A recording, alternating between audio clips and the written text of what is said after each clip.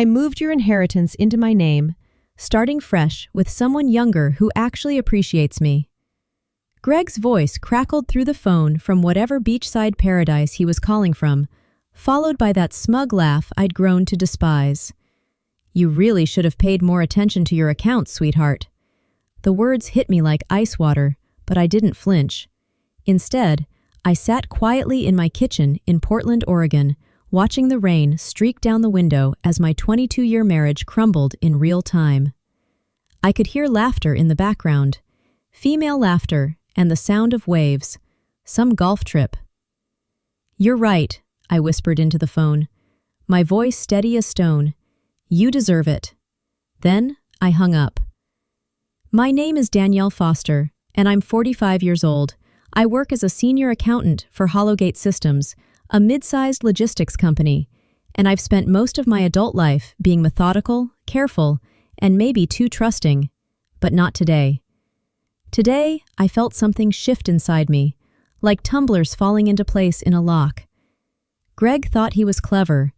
He thought that after 2 decades of marriage, he could simply waltz away with the inheritance I'd received from my Uncle Theodore 18 months ago. What he didn't know was that I'd learned to be very, very careful with money, especially after watching him blow through his own savings on his midlife crisis toys. The motorcycle, the expensive golf clubs, the designer clothes he claimed were networking investments. I poured myself a glass of wine and sat back down at my kitchen table, where my laptop was still open to the banking portal I'd been checking when he called. The inheritance? $600,000, plus the family cabin in the mountains, had been my security blanket, my escape plan that I'd hoped I'd never need to use. But Greg's timing was spectacularly poor. What he didn't realize was that Uncle Theodore had been more than just wealthy. He'd been paranoid about money, having lost his first fortune to a scheming business partner decades ago.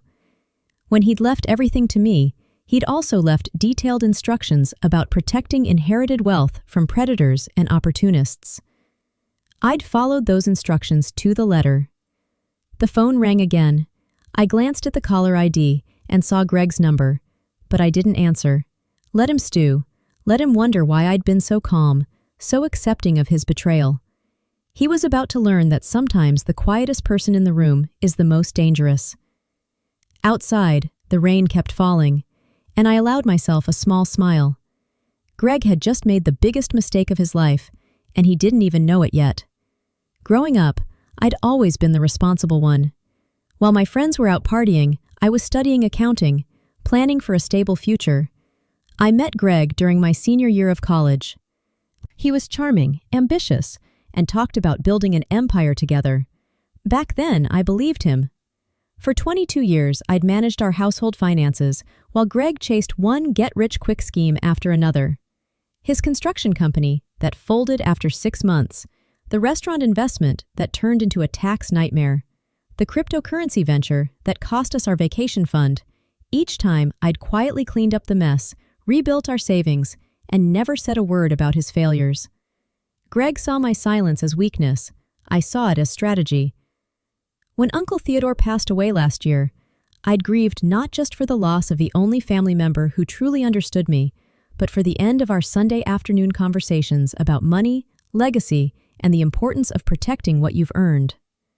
Theodore had built his wealth twice, once in his 30s, only to lose it all to a business partner's betrayal, and again in his 50s with the hard-won wisdom of experience. "Danielle?" He'd told me during one of our last visits, his weathered hands wrapped around a cup of coffee. "Trust is earned daily, but lost in an instant. Protect yourself, even from the people you love most."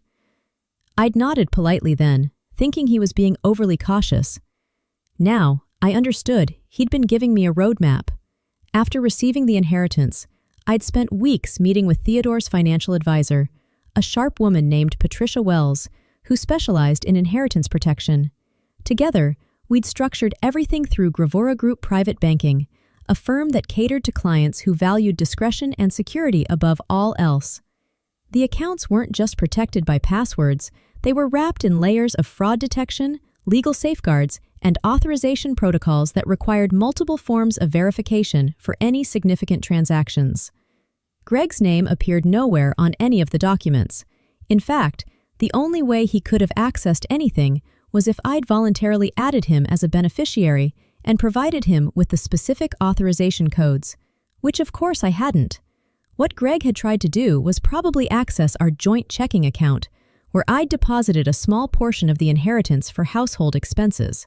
But the bulk of Uncle Theodore's gift remained safely locked away, earning interest and waiting for the day I might actually need it. That day, apparently, had arrived sooner than I'd expected. I opened my laptop and began making a list of everything I needed to do. Greg had just handed me the perfect reason to finally take control of my life. The call I'd been expecting came at 7:15 the next morning. Greg's voice was tight with confusion and barely contained panic. "Danielle, what the hell is going on? I tried to transfer the money yesterday, and now the bank is saying there's some kind of investigation. They froze everything." I was already dressed and having coffee, having slept better than I had in months. "Good morning to you too, Greg. How's your golf trip going? Cut the crap. What did you do?" I took a slow sip of my coffee, savoring both the rich Colombian blend and the sound of fear creeping into my husband's voice. "I didn't do anything, sweetheart, but apparently you tried to commit bank fraud. That tends to trigger automatic security protocols." The silence stretched so long I wondered if the call had dropped. Finally, Greg spoke again, his voice strained. "What are you talking about? I'm your husband. I have rights to that money." "Actually, you don't." I walked to my kitchen window and looked out at the morning drizzle. Uncle Theodore's inheritance was placed in a protected trust specifically designed to prevent unauthorized access. When you tried to move funds without proper authorization, you triggered fraud prevention measures. You're lying. Married couples share assets automatically, not inherited assets placed in protective trusts, Greg, especially not when the beneficiary has been advised to protect those assets from potential threats. I paused, letting that sink in. The bank considers your attempted transfer to be identity theft and attempted grand larceny. I could hear him breathing hard through the phone. In the background, I caught the sound of that same female laughter from yesterday. My replacement was apparently still enjoying her vacation, blissfully unaware that her sugar daddy had just become a liability. "Danielle, you need to fix this. Call the bank and tell them you authorized the transfer." "Why would I do that?" "Because we're married. Because you love me. Because you called me yesterday to announce you were leaving me for someone younger," I finished quietly. "Because you've been lying to me about this golf trip. Because you thought you could steal my inheritance and run off into the sunset." Another long silence. When Greg spoke again, his voice had lost all its bluster. "I can explain everything." "I'm sure you can, but I'm not interested in hearing it." I set down my coffee cup and reached for the manila folder I'd prepared the night before. "I'm filing for divorce today, Greg. My lawyer will be in touch." "You can't do this. That money belongs to both of us." "No," I said calmly. "It really doesn't. And thanks to your little stunt yesterday, you've just made my divorce attorney's job incredibly easy." I hung up and turned off my phone. Today was going to be a very busy day, and I had a lot of people to call. But first, I was going to enjoy another cup of coffee and watch the rain. For the first time in years, the weather matched my mood perfectly, clear and refreshing. By 9 a.m., I was sitting in the offices of Patterson & Associates, the law firm I'd quietly consulted 3 months ago when Greg's behavior had started becoming increasingly erratic. My attorney, Jennifer Patterson, was a sharp woman in her 50s who specialized in complex divorce cases involving hidden assets and financial fraud. "Danielle, I have to say, this is one of the cleaner cases I've seen in years," Jennifer said, reviewing the documents I'd brought. "Your husband essentially gift-wrapped his infidelity and attempted theft for us. I'd come prepared with everything. Screenshots of Greg's suspicious credit card charges over the past 6 months, including hotels and cities where he'd supposedly been on business trips, expensive dinners for two, and jewelry purchases I'd never received. I also had the banking records showing his attempted unauthorized access to my inheritance, complete with timestamps and fraud alerts. What I don't understand," Jennifer continued, "is how he thought he could access a protected trust without your authorization codes. I pulled out my phone and showed her a series of text messages from 6 months ago. He's been asking me about my banking passwords, claiming he wanted to help organize our finances. I always gave him vague answers, but I think he's been watching me enter information when I thought he wasn't paying attention. The truth was more calculated than that. I'd suspected Greg was planning something for months. The late-night phone calls he claimed were work-related, the sudden interest in our financial accounts, the way he'd started asking seemingly innocent questions about Uncle Theodore's inheritance, and where exactly the money was being held. I'd started setting traps. 3 weeks ago, I'd left a fake bank statement on my desk, one showing a much smaller inheritance balance in a different account. Greg had photographed it when he thought I wasn't looking. I'd watched him through the reflection in my computer monitor, his fingers flying as he captured the account numbers and routing information. Yesterday's attempted theft had been his move against the wrong account entirely. "There's something else," I told Jennifer, pulling out a manila envelope. "Greg's been transferring money out of our joint accounts for months. Small amounts, nothing that would trigger automatic alerts, but it adds up to almost $15,000.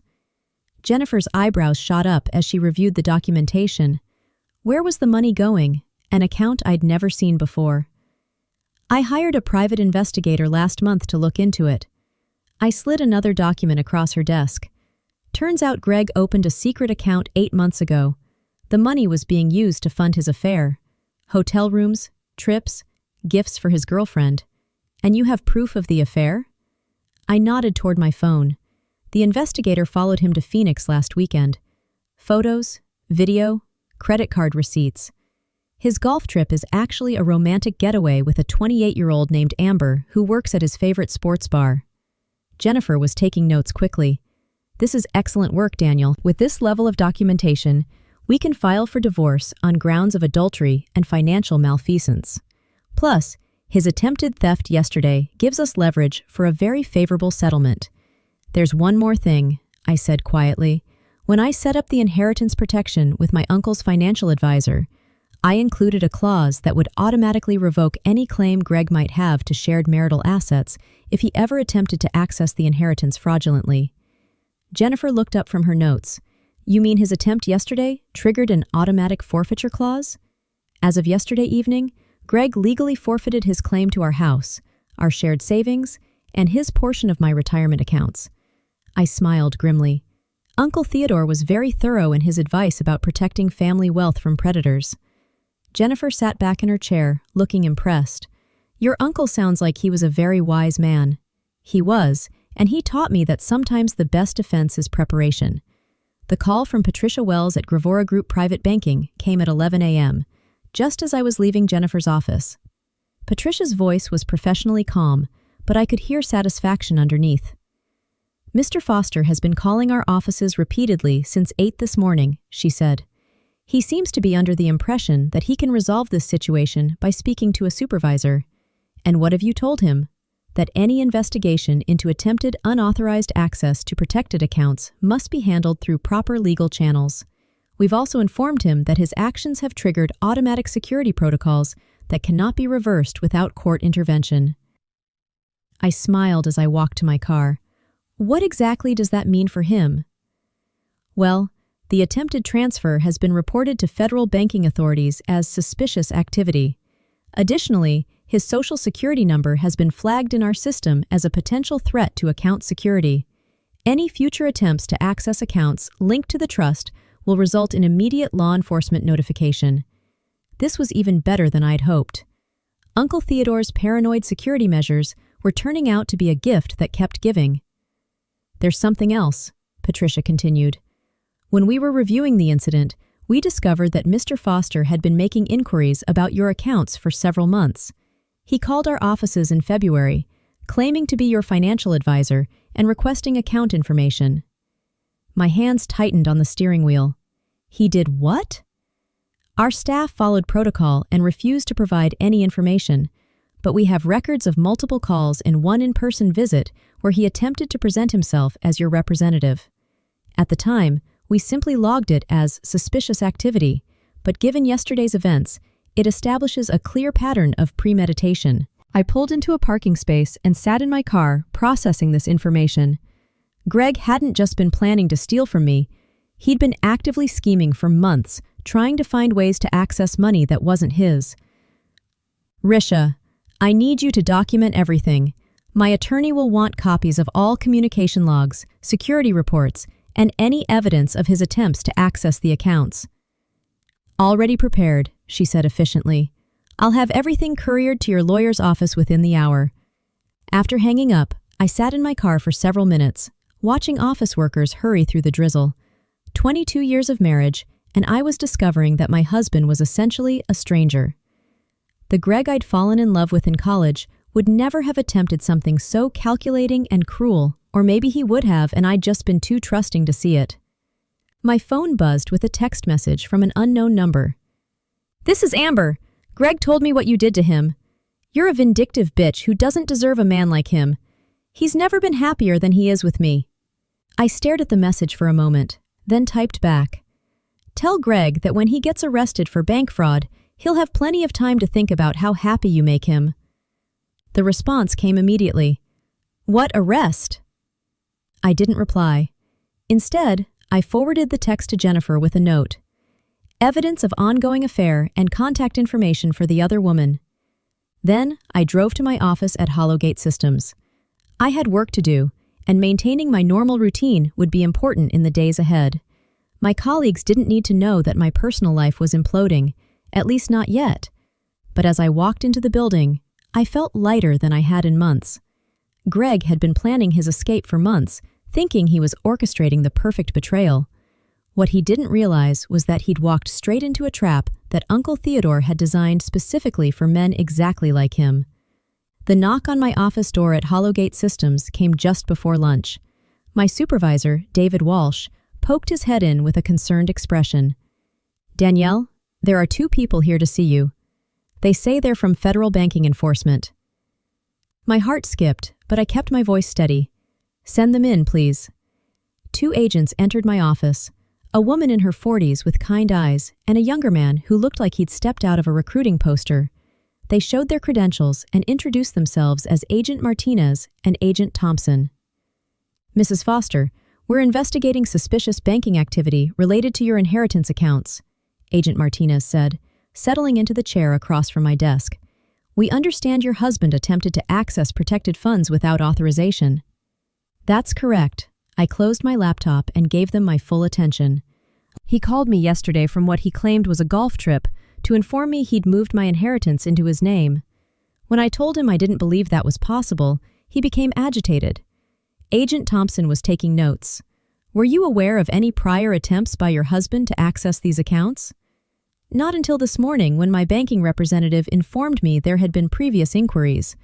Apparently, he'd been calling the bank for months, claiming to be my financial advisor." I paused, choosing my words carefully. I should mention that I'm filing for divorce. My attorney has documentation of financial irregularities in our joint accounts as well. The agents exchanged glances. Agent Martinez leaned forward. "Mrs. Foster, we need you to understand that what your husband attempted wasn't just a civil matter between spouses. Attempting to access federally protected inheritance trusts through fraudulent means is a serious crime." "How serious?" "Bank fraud charges could result in up to 20 years in federal prison and substantial fines," Agent Thompson said quietly, "especially when there's evidence of premeditation and ongoing deception." I felt a cold satisfaction settle in my chest. Greg thought he was stealing my money and running off with his girlfriend. Instead, he'd potentially destroyed his entire future. "What happens next?" I asked. "We'll need you to come in and give a formal statement. We'll also need access to any communications you have with your husband regarding the inheritance and any documentation of suspicious financial activity." Agent Martinez handed me a business card. "Your banking institution has been very cooperative in providing evidence of the attempted access." After the agents left, I sat alone in my office, staring out the window at the Portland skyline. Part of me felt guilty for not warning Greg about how thoroughly protected the inheritance was. But then I remembered his phone call yesterday, the smugness in his voice, the casual cruelty of announcing his betrayal, the laughter of another woman in the background. Greg had made his choice. He'd chosen to see my patience as weakness, my trust as stupidity, and my love as something he could exploit and discard. My phone rang. Greg's number again. This time, I answered. "Danielle, please, you have to help me. There are federal agents asking questions. This has gone too far." "Has it?" I asked quietly. "I made a mistake, okay? I got scared about our future, about money, and I panicked. But we can fix this. We can work it out." "Greg, you didn't make a mistake. You planned this for months. You opened secret accounts. You lied about business trips. You've been stealing from our joint savings to fund your affair, and you attempted to commit federal bank fraud." My voice was calm, almost conversational. "The only thing you didn't plan for was getting caught. What do you want from me? What will it take to make this go away?" "Nothing," I said. "There's nothing you can do to make this go away. You did this to yourself." Then I hung up and went to lunch. The news that Greg had been arrested came 3 days later through a call from Agent Martinez. I was at home, preparing dinner for one, and actually enjoying the quiet, when my phone rang. "Mrs. Foster, I wanted to inform you that we've taken your husband into custody on charges of attempted bank fraud, identity theft, and violation of federal banking regulations." I set down my wooden spoon and leaned against the kitchen counter. "Where was he arrested?" "Phoenix. He was attempting to board a flight to Costa Rica with his companion when airport security detained him." Agent Martinez's voice carried a note of dissatisfaction. "Apparently, fleeing the country while under federal investigation isn't advisable." After hanging up, I poured myself a glass of wine and called Jennifer Patterson with the update. She was delighted with the news, explaining that Greg's arrest would expedite our divorce proceedings significantly. "A spouse in federal custody for financial crimes pretty much eliminates any claim he might have had to marital assets," she said. "Plus, his attempted flight from the country suggests consciousness of guilt." That evening, I received a series of increasingly frantic voicemails from Amber, Greg's girlfriend. The first was angry, accusing me of destroying a good man out of spite. By the third message, her tone had shifted to pleading, asking if there was anything I could do to help Greg. I deleted them all without responding. The next morning, my doorbell rang. A courier delivered a thick envelope containing documents from Gravora Group Private Banking. Patricia Wells had included a handwritten note. "All security protocols have been reset. Your inheritance remains fully protected and has continued earning interest throughout this ordeal. Your uncle would be proud." I smiled, thinking about Uncle Theodore's warnings about predators and opportunists. He'd been absolutely right, and his preparations had saved me from losing everything to a man who'd never deserved my trust in the first place. 6 weeks later, I stood in the courthouse as Judge Morrison finalized my divorce decree. Greg appeared via video link from federal detention, looking haggard and defeated. His public defender had advised him to agree to all terms rather than fight a battle he couldn't win.